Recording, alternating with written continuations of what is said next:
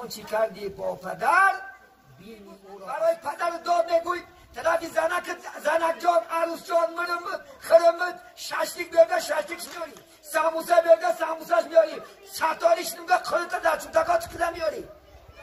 رفته دروازه شدن این پره کرده دید که آی مادر خدا خواهد پادشاه بشه، پدرتون نمیاری.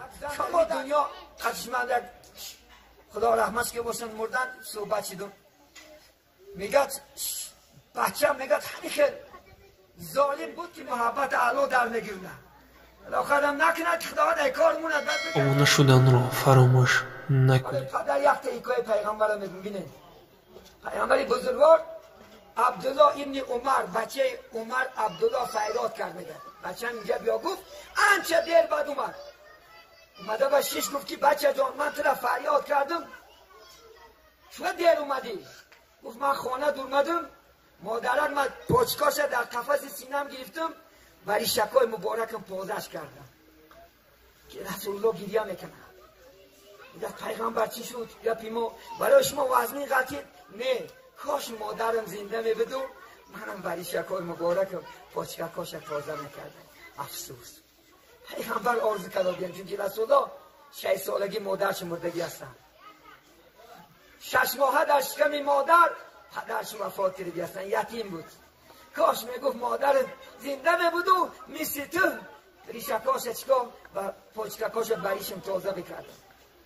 حسن بصری را بینید یکی عالمای برجسته اولیاء الله زمانش بود.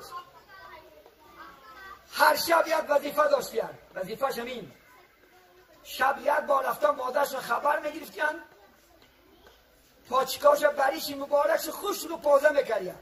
مادر جان پاچک غنیمت ایتنا چون که پیغمبر حدیث رسول الله که الجنتو تحت اقدام الامهات جنت زیر پای مادران برادرات نبرار. اگر مادر ناراضی شد دنیا میسوزه نمازت عبادت خیرت احسانت ولی بعضا زنهاش ایترش مادرش نمیبینه رفته. همیشه خدا خواهد چون باشیده که ایترسی زنش مادرش فرد نمیپرسه از ترسی زنش مادرش پدرش خبر نمیگیره. خدا خواهد پگه از بچه که میکشید. همون حضرت نگد هر شب همین بود. یک شب خانهش مهمان اومد نگد حسن بصری رحمت الله علیه با مهمانا آواره شد نگد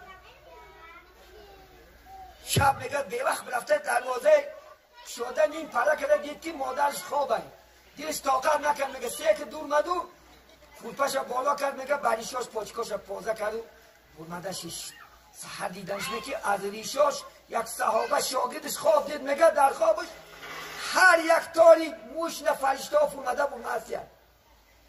این گفت برای چی؟ گفت حضرت گفت میشد در خواب دیدیم تمام ریش شما فرشته ها برمسید این همون خدمتی که برای من مادر میکنیم. از دعای مادر خدا خواهد پادشاه بشه. از دعای مادر امروز باید میشنیم پدر مادر رو پریزنوت ندارن آدم ها. خدا خواهد یک بارک بچه یک تا نکنه باید میدونی. خدا خواهد بچه یک کلان شد یک بار گو که بچه ما آدسته بیاد پشالت بیاد و یک بار میمری زنده میشه چون که پدر تا گفتگی آنچه کردی با پدر بینی او را از پسر. خدا خواهد از بچه یک میبینی. این جهان کو از فعل ما ندا باز می آید سوی ما عکسی صدا. خدا خواهد 20 سال بعد 15 سال بعد خدا خواهد عکسای صدا که امروز برای پدر داد میگوی طرفی زنک جان عروس جان خرمت ششتیک بیارده ششتیکش میاری، سموسه بیارده سموسهش میاری، ستاریش نمیده خودت در چوتکات کده میاری. پدرتون نمیاری شما مادرتون نمیاری. یک زن در این دنیا قدشمند خدا رحمتش که باشن مردن صحبت شدم میگد بچه میگد همیشه ظالم بود که میگد شب میگد شاپور بود ماشین های میکرد شب ساعتی 10 اوچت سمبوسه و ششتی که گرفته میگذروند بوش به دماغ من میرسید حتی سویت کشته میخوردم. این دیل بینه این بعدی خدا زده به ایمان بینه. ولی که شما افضلین افقات اول برای پدرت میگن افضلین افقات برای مادرت چون که در خوردی برای تو خدمت کرد یا نکردی. خدا قرآن نمیگه اعوذ بالله من الشیطان الرجیم و قضا ربکم الا تعبدوا الا ایاه و بالوالدین احسانا اما یبلغن عندک الکبر احدهما او کلاهما ولا تقل لهما اف.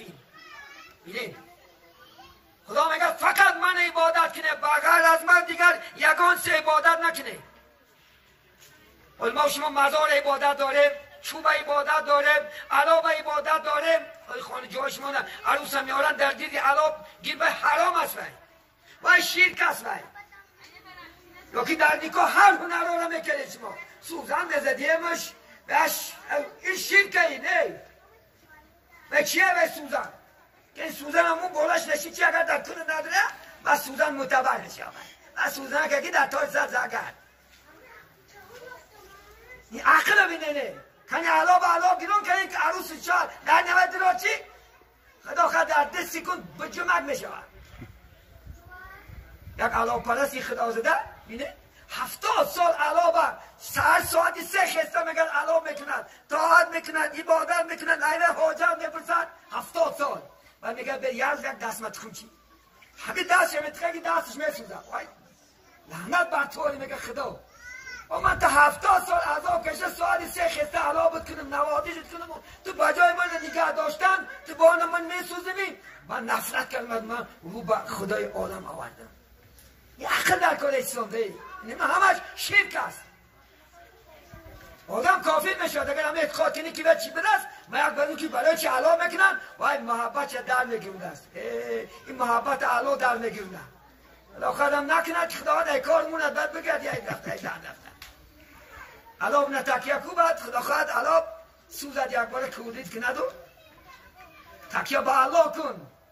الله هست نگهبانی ما شما، نگهبانی تو باشد ذاتی جبار، نترس از هیچ کس زینهار. اگر میگه خدا مبارک کنه بالا ای هیچ کس نترس، نگهبانی تو باشد ذاتی جبار، نترس از هیچ کس زینهار.